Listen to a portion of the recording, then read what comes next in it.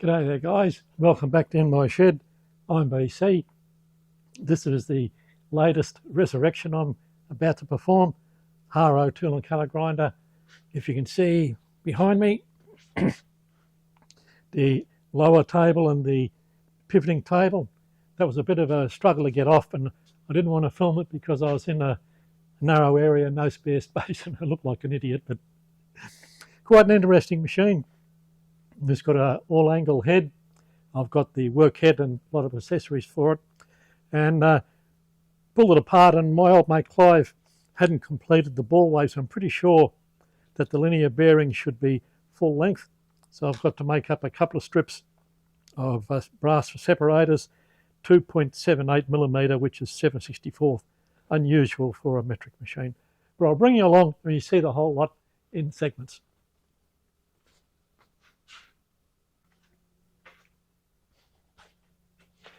Okay, I decided on this machine because I've got a beautiful workhead for it, a little table to go on the side of the workhead for cylinder grinding, but I won't be using it for that. I'll use that for indexing. And I think out of the two machines between this and the old TOS, I think this might be just a little bit better. I do have better table operating on the TOS, but I'm going to try a unique workaround with this. It was originally cable operated and unusual setup, a bigger drum at the front here, about 65 millimetres, and about a 32 millimetre cable drum at the back, and they're both offset. Now, I'm not familiar with how this setup should look, but that looks a little bit unusual to me. Well, rather than replace the cable, the previous owner put a small sprocket there and a length of chain that goes to both ends of the tensioning devices under the table. I will try that because it's the easiest way out, and I want to try and just get the table on and off for once because it's a bloody heavy item.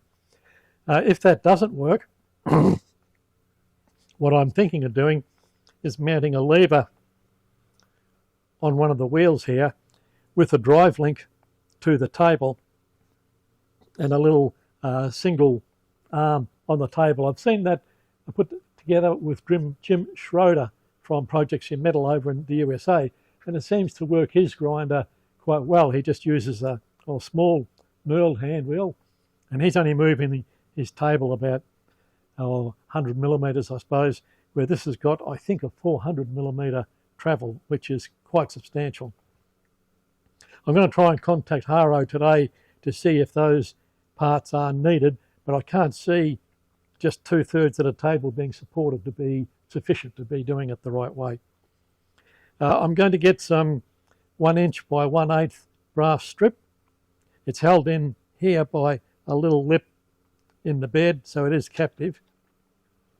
And I think 1/8 thick might be too thick for table height. I don't know how well it fits into on a table, but I can soon put it up on the mill and take about 0.5 millimetre off or whatever's required. 2.78, 0.3 millimetre, which is 12 to 13th hour. It may be okay, but I don't want to risk it. The balls, I think, are standard at 19 millimetre.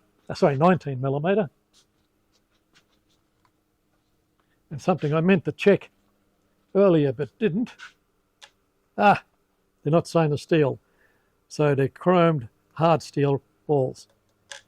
I think $3.40 each. Should pull that up.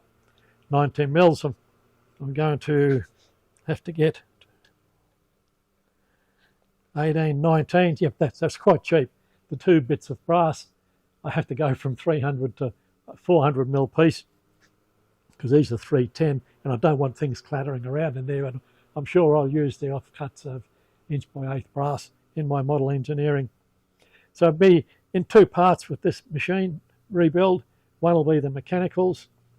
Once I get the table operating, I'll do a jury rig on the wiring to see if the motor operates okay. And I'll only be using the middle speed winding, I think, because I have a donated VFD. Thank you very much to one of my viewers. Used, but I've been told it's in very good condition. And I bought a couple of B&R enclosures off a good mate Graham. So I'll be mounting an enclosure where all these switches are on the side of the machine, and a little remote panel up here for the operator with a big red emergency stop. So it'll be a couple of short episodes about what I'm going to do with the mechanics of the table. I'll go back to the house after I do a bit of mowing and get some pricing on the walls and availability. And the brass strip. The brass strip I can get from Maker Metals.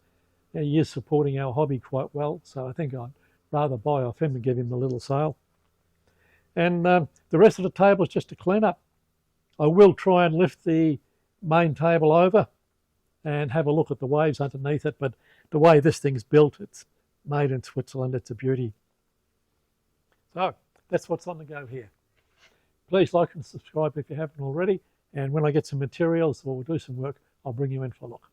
Bye for now. Here's a bit of a close-up look at what the insides of the machine are like. I decided to go back to the shotgun mic. The fan's gone quiet, which makes it a little bit easier.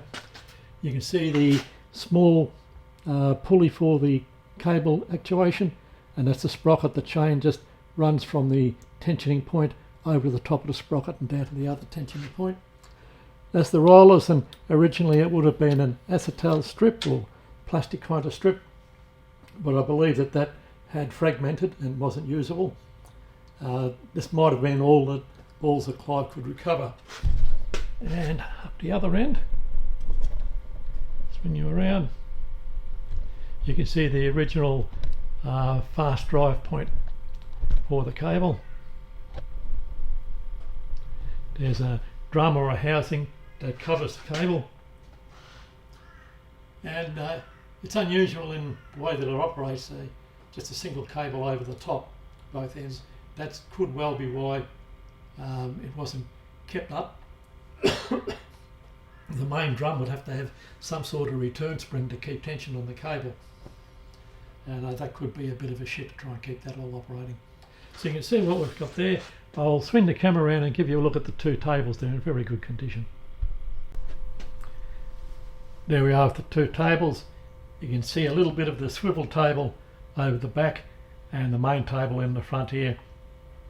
Very surprised there's no rust around that centre pivot point, and I'm also very glad there's no rust around there. There's got to be something else under the table because it's not sitting flat. I will try and roll it over onto its side to have a bit of a look there. You said the graduations, they're absolutely fabulous, and that's one reason why I chose to keep this machine. The Swiss really make good machine tools, sometimes a little bit unusual, but always of very good quality. Okay, bye for now.